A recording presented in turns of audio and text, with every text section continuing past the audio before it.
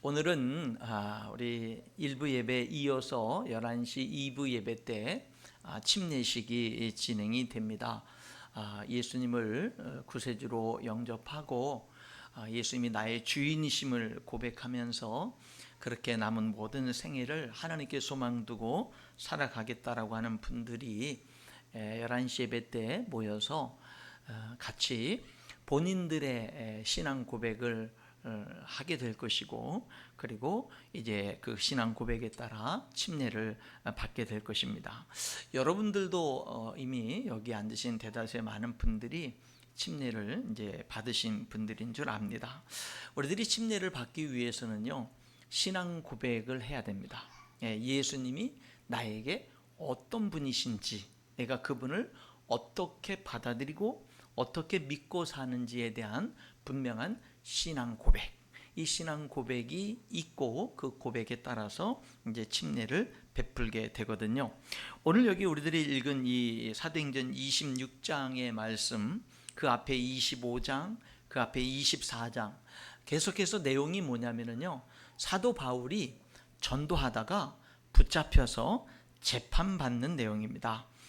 사도 바울이 재판을 받는데, 사도 바울의 그 붙잡힘과 재판에는 그 당시 총독들도 관심이 많았고, 그 다음에 왕들까지도 관심이 많았습니다.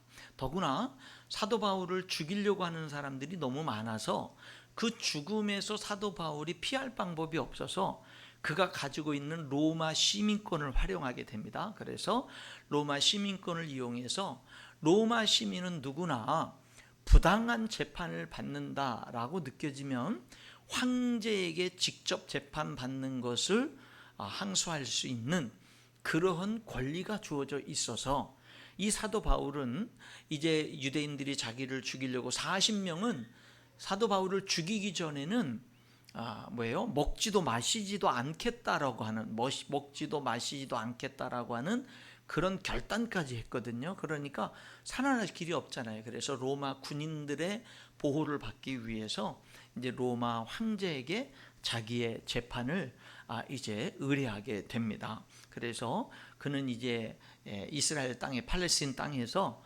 이탈리아까지, 로마까지 호송돼서 로마 황제 앞에서 이제 재판을 받게 되거든요. 그러다 보니까 이제 로마 황제에게 보내기 전에 이 총독들이 이 주변의 왕들 앞에서 이제 이 사도 바울이 로마 황제에게 보내는 어떤 조서 같은 것들이 필요하니까 그런 것들을 위해서 이제 재판을 여러 차례 하게 되는 겁니다. 그것도 몇 년에 걸쳐서 재판을 하고 이제 보내게 되는데, 그런 재판을 받는 내용들이 24장, 25장, 26장의 사도행전에 계속 기록이 돼 있는 거예요. 그 재판의 결과에 따라서 지금 어떻게 될지를 모르고 하는 그런 상황 속에서 이제 사도 바울은 어떻게 재판을 받았을까? 그 재판 앞에서 그는 자신을 어떻게 변호했을까? 어떻게 자신을 변호했을까라고 하는 것들을 우리들이 오늘 좀 주목해 보면서, 그 변호하는 그 과정 속에 사도 바울의 신앙 고백이 있어요. 신앙 고백. 그래서 오늘 본문을 통해서 사도 바울의 신앙 고백의 이야기들을 우리들이 들어보면서 여러분들의 신앙 고백, 여러분은 지금 하나님께, 예수님께 어떻게 신앙 고백하십니까? 여러분은 어떻게 신앙 고백하시는지, 여기 사도 바울의 이 신앙 고백 속에서 오늘 우리들의 신앙 고백을 다시 한번 돌아보면서 분명하게 신앙 고백할 수 있는 그런 시간들이 되기를 원합니다. 사도 바울이 먼저 여기 26장을 읽었는데요, 앞에 성경을 한 두세 장 넘겨보시면 24장으로 넘어가 보면은요, 14절과 15절에 여기 첫 번째 이제 사도 바울이 재판을 받으면서 하는 이야기가 있습니다. 뭐라고 이제 처음 재판에서 그는 자기 자신을 어떻게 변호했을까요? 제가 14절, 15절을 한번 읽어보겠습니다.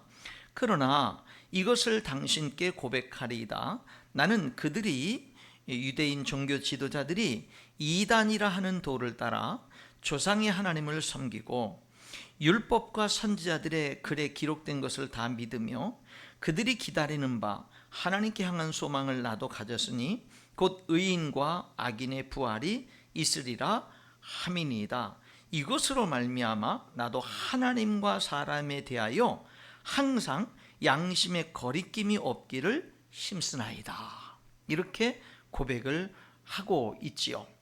1차, 2차, 3차 죽음을 무릅쓰고 선교 여행을 했습니다. 그렇게 선교 여행을 마치고 예루살렘에 돌아왔더니, 여러분, 예루살렘에 그렇게 목숨을 걸고 1차, 2차, 3차 선교 여행을 마쳤으면 하나님을 믿는 사람들이 잘했다고 박수 쳐주고 격려해주고 위로해주고 축복해주고 그래야 되잖아요. 그런데 3차 전도 여행을 마치고 왔더니 사도 바울을 기다리는 것은 뭐냐면요, 온갖 비난과 공격이었습니다. 온갖 비난과 공격이 그를 기다리고 있는 거예요. 그게 결국에는 붙잡혔죠. 수없이 폭행을 당했습니다. 그래서 들것에 실려가게 됐습니다. 그리고 고소를 당하고 지금 재판을 받게 되는 거지요. 권력자인 대제사장과 종교 지도자들은, 그리고 그를 추종하는 40여 명의 극단적인 사람들은 뭐예요? 이 사도 바울을 죽이기 전에는 먹지도 마시지도 않겠다라고 결단하고 그를 죽이려고 달려들고 있습니다. 여러분, 이런 상황이라고 한다면 실망이 되겠죠. 좌절이 되겠죠. 낙심이 되겠죠. 죽음의 공포에 떨 수 있겠죠. 그런데 사도 바울은 오늘 여기 첫 번째 재판정에 서가지고 하는 말이 살아나기 위해서 몸부림을 치질 않습니다.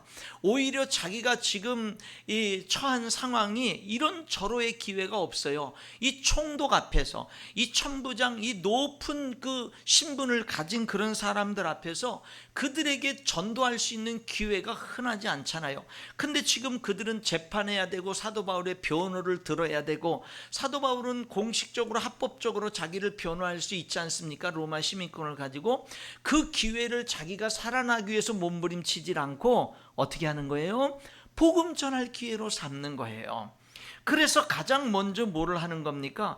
자기가 믿는 바를 분명하게 고백하고 있습니다. 그러다 보면 죽을 수 있잖아요. 그것 때문에 핍박받는 거잖아요. 그래도 그는 흔들리지 않고 자기가 믿는 바를 분명하게 고백하고 있는 겁니다. 사랑하는 성도 여러분, 바울의 신앙은 흔들리지 않는 신앙이었어요. 어려움 속에서나 핍박 속에서나 환난 속에서나 내 생각과 다른 환경들이 펼쳐지는 것 속에서나 어떤 상황이 와도요, 그 하나님을 믿는 신앙과 그 고백은 흔들리질 않습니다. 여러분, 여러분의 믿음은, 여러분의 신앙 고백은 흔들리지 않나요?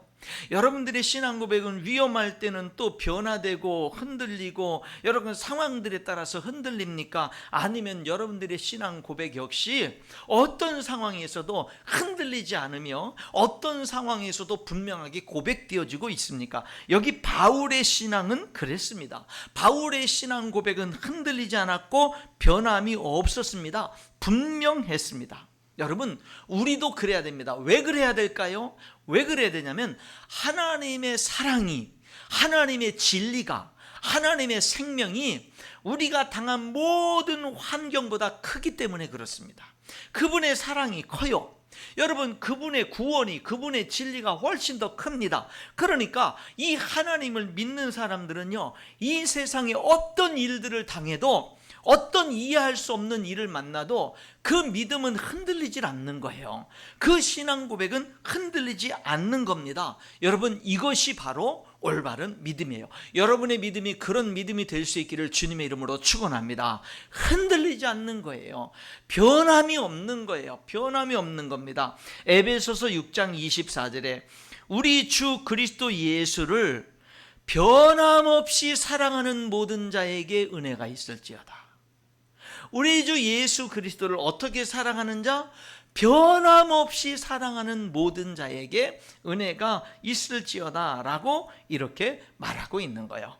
사랑하는 성도 여러분, 여기 사도 바울의 신앙 고백, 그의 믿음, 그의 신앙, 그의 고백은요 흔들리질 않았어요.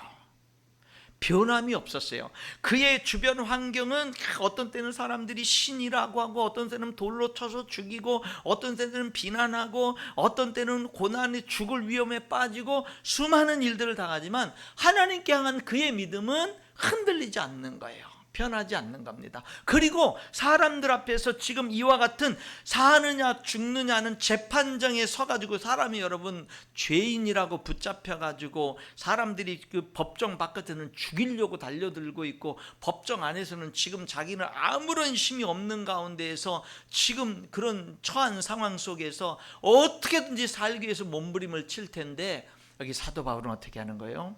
자기의 신앙을 고백하고 여러분들도 믿어야 됩니다라고 고백을 하고 있는 거예요. 여러분, 그 사도 바울이 믿는 하나님이 여러분이 믿는 하나님입니다.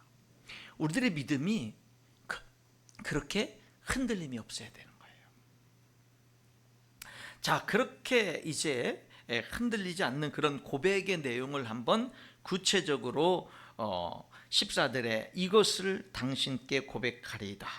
첫 번째, 나는 그들이 이단이라 하는 도를 따라 조상의 하나님을 섬깁니다 라고 고백합니다. 사도 바울이 그래요.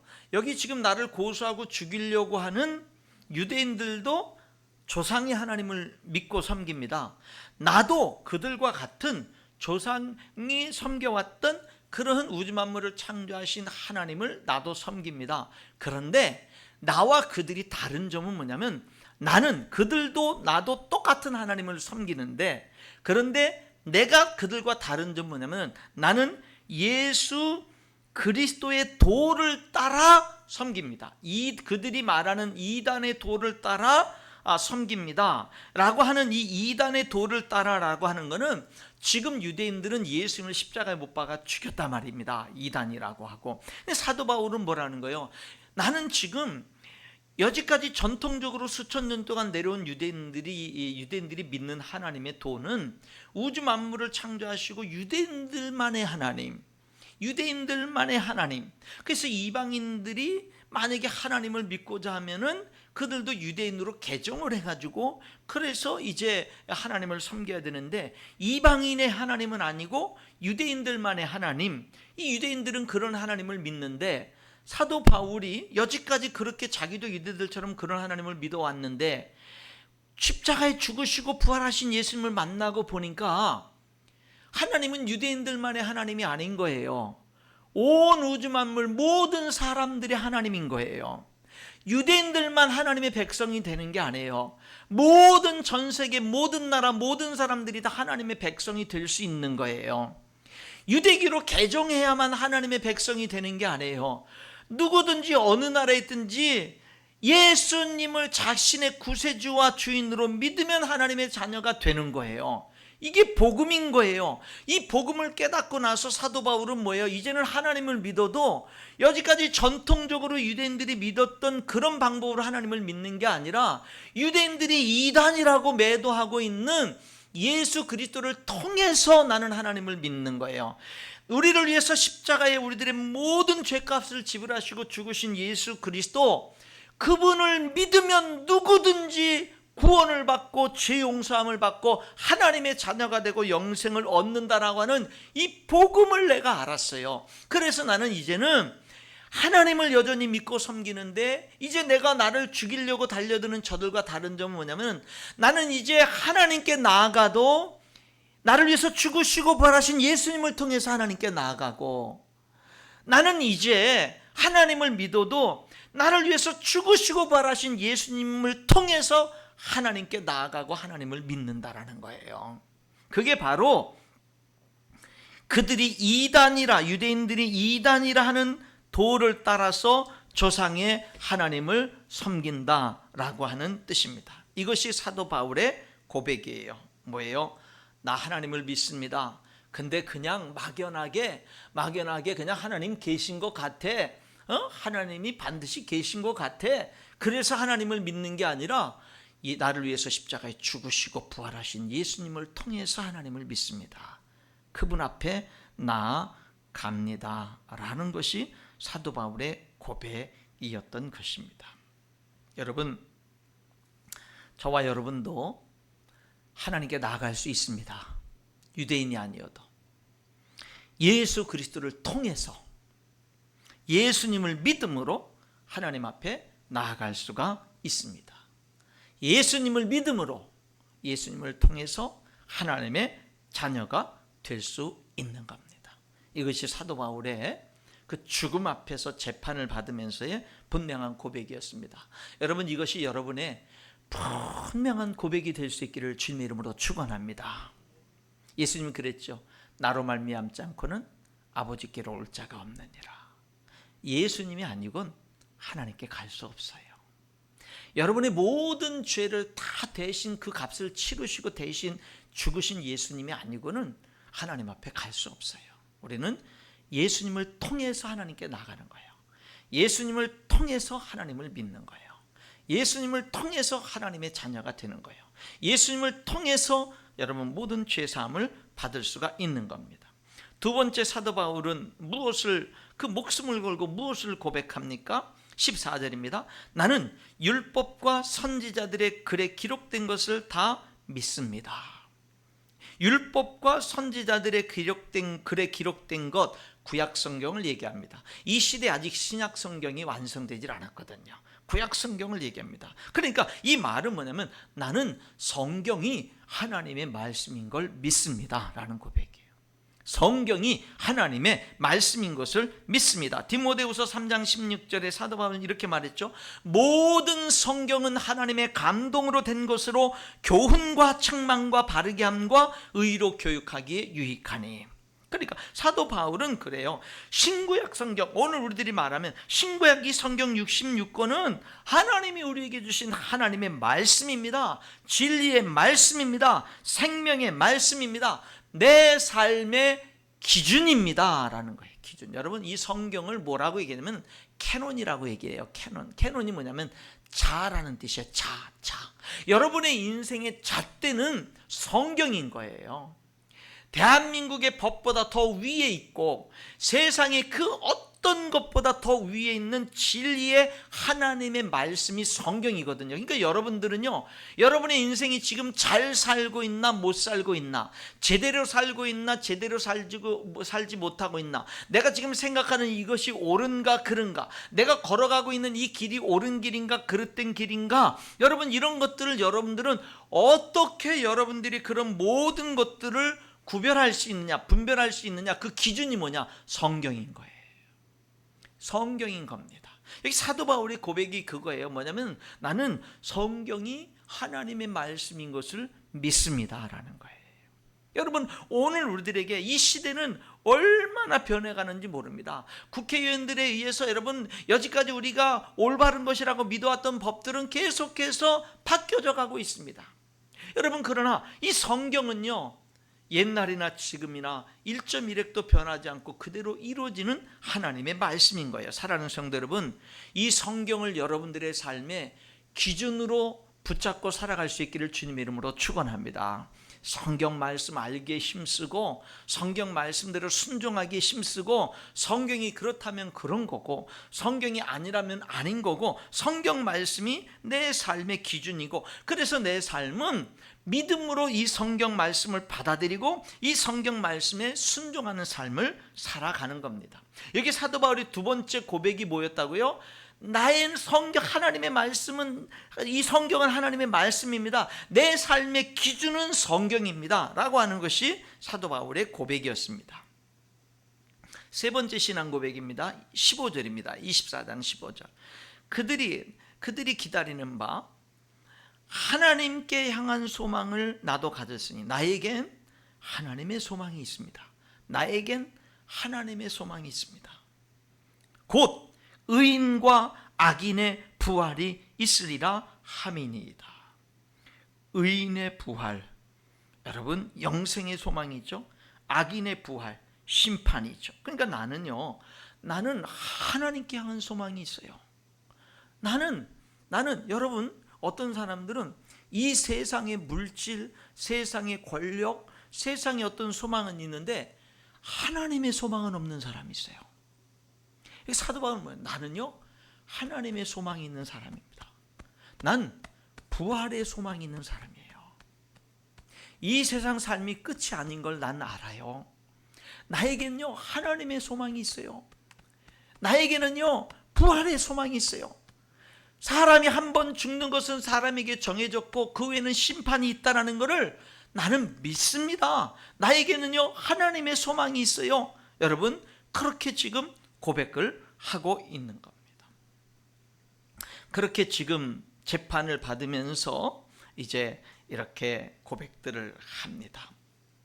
그리고 난 다음에 여기 이 사도 바울이요, 나에게 하나님의 소망이 있습니다 라고 하는 이런 이 고백을 하는데, 이 고백은 나중에 또 재판을 받을 때, 나중에는요 총독과, 지금은 총독 앞에서 재판을 받았지만 나중에는 총독도 오고 새로운 총독이 부임해 오니까 그 총독이 부임해 온 총독을 이제 축하하기 위해서 다른 높은 사람들, 아그리빠 왕 이런 사람들이 왔을 때 그들은 또다시 사도 바울을 끌어다가 또 왕 앞에서, 총독 앞에서, 높은 사람들 앞에서 또 재판을 또 하거든요. 그 사람들 앞에서 또 사도 바울이 재판을 받으면서 26장으로 넘어가 보면은 거기 사도 바울이 이제 또 다른 재판을 이제 받으면서 그가 또 이렇게 얘기를 합니다. 26장 8절에 당신들은 하나님이 죽은 사람을 살리심을 어찌하여 못 믿을 것으로 여기나이까.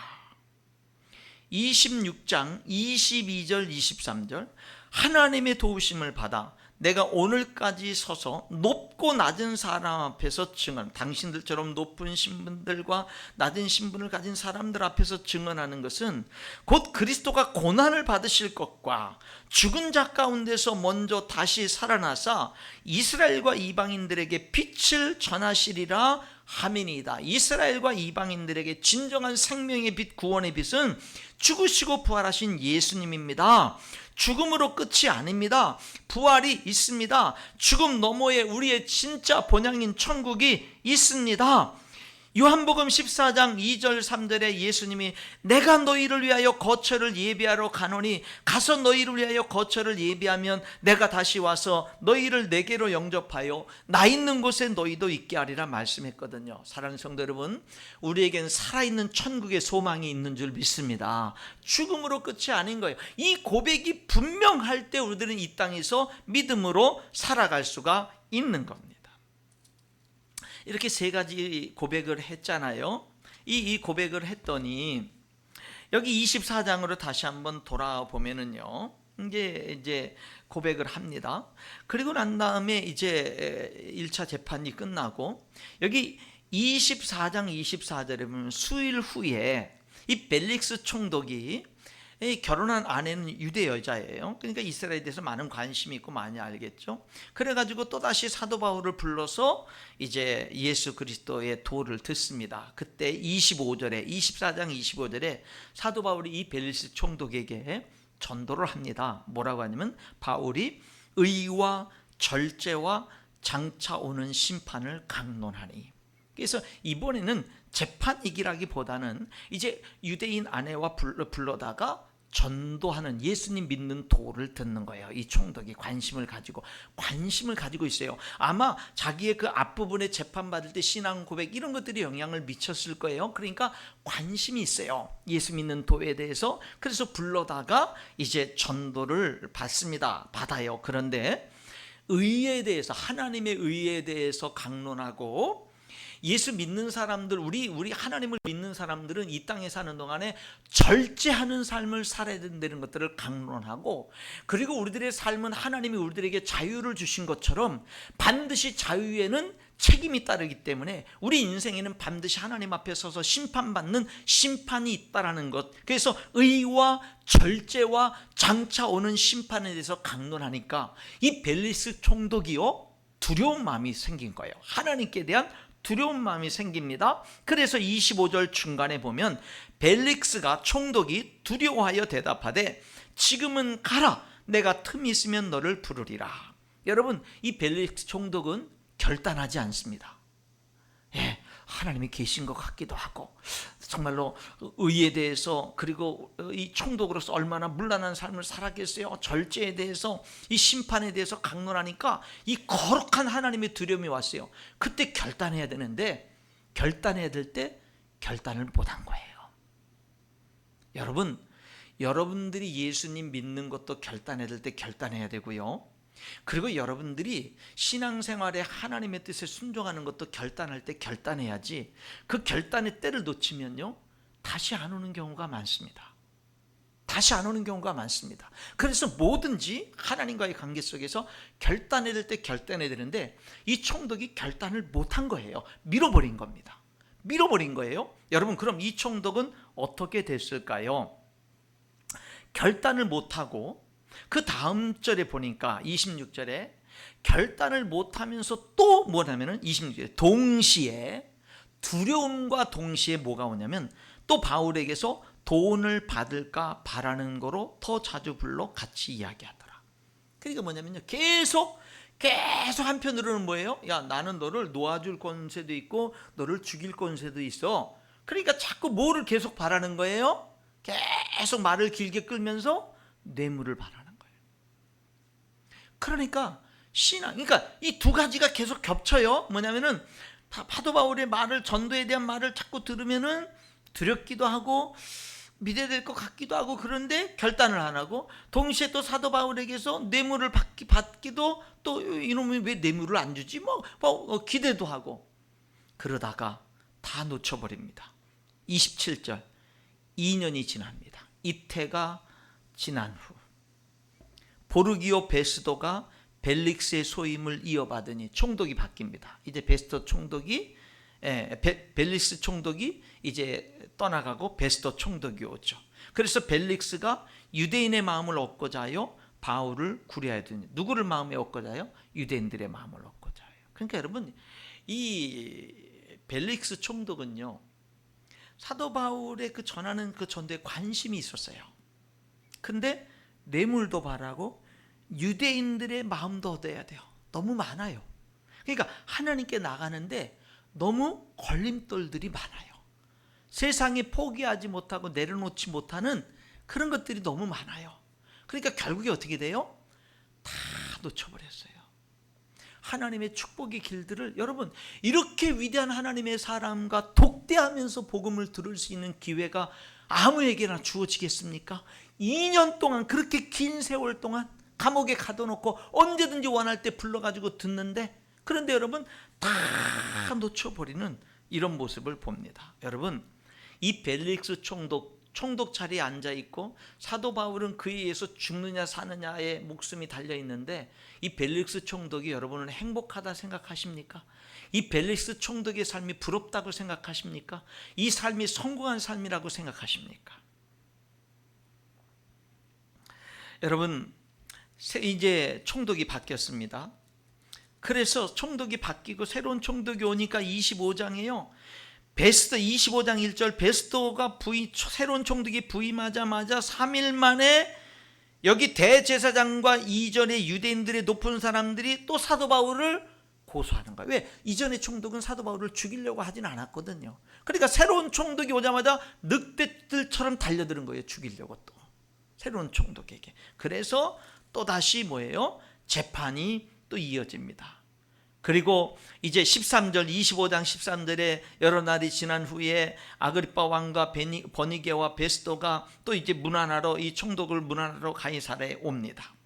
가이사랴에 와요. 여러분, 저희는 작년 10월 달에 성지순례 가가지고요, 이 가이사랴에 가봤어요. 바닷가에 있어요. 거기에 뭐 전차 경기장도 있었고, 거기 사도 바울이 갇혔을 것으로 여겨지는 유적지도 그대로 있어요. 거기 다 그대로 있어요. 그대로 있습니다. 거기는 이 가이사랴는 뭐냐면요, 이스라엘을 정복한 로마 군대의 주둔지예요. 로마 군대 본부예요, 본부. 그러니까 거기에다가 사도 바울을 지금 보호하면서 가두고 있는 거거든요. 지금 달려듭니다. 그래서 이제 이 사도 바울이 또 이제 재판을 받게 되는 거죠. 재판을 받습니다. 여기 재판을 받는데, 그 재판 앞에서 사도 바울이 오늘 읽은 본문의 말씀이에요. 26장 17절 한번 18절 볼까요? 26장 17절 18절인데요. 26장, 이스라엘과 이방인들에게서 내가 너를 구원하여 그들에게 보내어 그 눈을 뜨게 하여 어둠에서 빛으로 사탄의 권세에서 하나님께로 돌아오게 하고 죄사함과 나를 믿어 거룩하게 된 무리 가운데서 기업을 얻게 하리라 하더이다. 여기서도 사도 바울은 뭐예요? 자기가 살기 위해서 몸부림치는 게 아니라 나는 예수님을 믿고 영적인 눈이 띄어졌습니다. 어둠에서 빛으로 인생이 바뀌었습니다. 나는 예수님을 믿고 사탄의 권세에서 하나님께 돌아오게 됐습니다. 나는 예수님을 믿고 모든 죄사함을 받았습니다. 나는 예수님을 믿음으로 하나님의 기업, 하나님의 영광의 유산을 물려받는 영광을 누리는 사람이 됐습니다. 라는 이런 고백을 하게 되는 겁니다.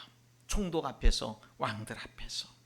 그랬더니 26장 24절에 이 총독이 사도 바울의 그 이야기를 듣고 뭐라고 여기 이제 이야기를 하느냐면, 바울이 이같이 변명하매 베스도가 총독이 크게 소리내어 이르되 바울아 내가 미쳤도다. 내 많은 학문이 너를 미치게 한다. 너 너무 많이 공부하더니 너 그 지식으로 결국 미쳐버렸구나. 이렇게 너 미쳤구나. 너 미친 말 한다. 이 예수님의 복음을 전하는 이것을 이 18절의 이 고백과 23절에 곧 그리스도가 고난을 받으실 것과 죽은 자 가운데서 먼저 다시 살아나서 죽으심과 부활을 전하죠. 이스라엘과 이방인들에게 빛을 전하시리라 함이니이다. 이 전도의 복음을 전하니까요. 너 미쳤구나. 너 미쳤구나. 이렇게 얘기를 해요. 그때 사도 바울이 이렇게 대답합니다. 29절입니다. 바울이 이르되 말이 적으나 많으나 당신뿐만 아니라 오늘 내 말을 듣는 모든 사람도 다 이렇게 결박된 것 외에는 나와 같이 되기를 원하나이다 하니라. 나와 같이 되기를 원합니다. 여러분도 나와 같이 되기를 원합니다. 여러분도 나와 같이 되기를 원합니다. 여러분의 가족 중에 아직 예수님을 믿지 않는 사람들, 나와 같이 되기를 원합니다. 여러분들의 소중한 친구들 가운데 예수님을 믿지 않는 사람들, 여러분도 나와 같이 되기를 원합니다. 여러분, 저와 여러분도 이렇게 외칠 수 있어야 됩니다. 우리도 이렇게 외칠 수 있어야 돼요. 오늘 우리는 이 침례식을 이제 행하는 이 주일에 여기 자기의 신앙을 고백하면서, 공개적으로 고백하면서 침례를 받는 우리 성도들을 축복하는 이 거룩한 주일에 이 일부 예배 시간에 사도 바울의 신앙 고백을 들었습니다. 여러분, 이 사도 바울의 신앙 고백이 여러분들의 지금 신앙 고백과 일치된다면 여러분은 정말 복된 사람들입니다. 정말 복된 사람들입니다. 여러분, 그 신앙 고백 분명하게 하십시오. 흔들리지 마십시오. 어떤 상황에서도 변하지 마십시오. 그리고 그 신앙 고백에 따라 그렇게 믿음으로 한 걸음 한 걸음 순종하면서 나아가는 그런 삶이 되어질 수 있기를 주님의 이름으로 축원합니다. 기도하겠습니다.